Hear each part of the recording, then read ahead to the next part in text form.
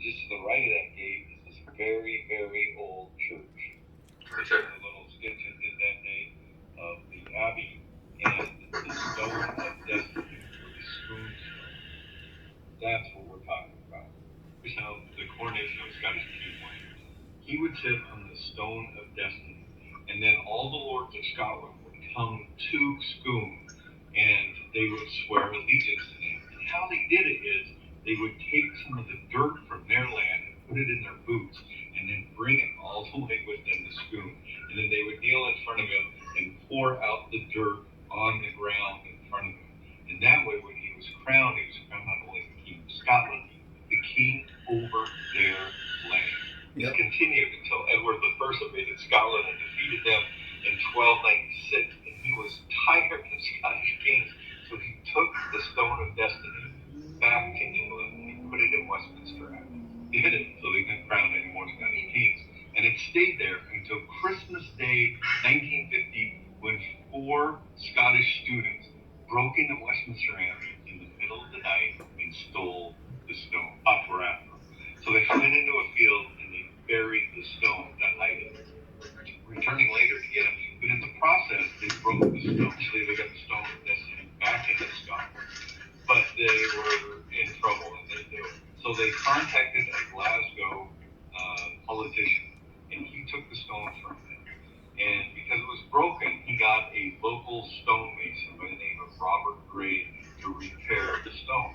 The stone was then taken to Arbroath Abbey and was left on the altar. The Arbroath Abbey is a Church of Scotland church, but the King of England is over the Church of Scotland. So it was taken back down to Westminster Abbey, where it stayed until 1996. And in 1996, there was this movement to recognize Scottish history, and so the Queen allowed the stone to be taken back up to Edinburgh, Scotland, and stored there until it's time to crown the next king. And so this week, they started to move the stone out of Edinburgh and back to Westminster Abbey. During the coronation, that stone was put under the throne of England. So when Charles sits on it, he's not only going to be sitting on the throne of England, he's also going to be sitting atop the stone of destiny for Scotland, symbolizing that he is being crowned as king over Scotland as well as England. Very symbolic. It's a lot like the Lords of Scotland who would bring the... It's not going to be King Charles. It's going to be someone else. Okay, so just think opposite here. This is what should happen, but it's not what's happening. DJT. In reality. Dirt in their boots to lay at the feet of the Scottish king. This is all prophet and symbolic. But they may have the wrong stone. They used to live in Scotland.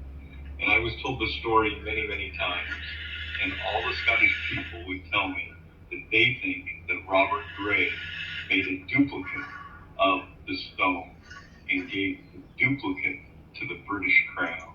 Ha! Boom! Right on. And the real stone of destiny remains in Scotland.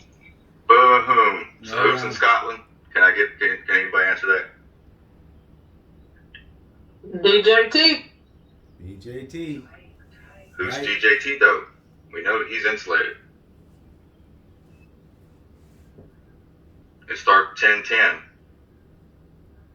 10-10. And if that's true, Charles 10 and 2 is 10. 10-10. should be sitting on the wrong stone. But one other interesting fact, the stone of destiny that all Scottish kings have been crowned on, they don't know where it comes from. They don't know why. They don't know why the kings all started on it. It's got like this metal piece embedded into it with a loop on it. Nobody knows why.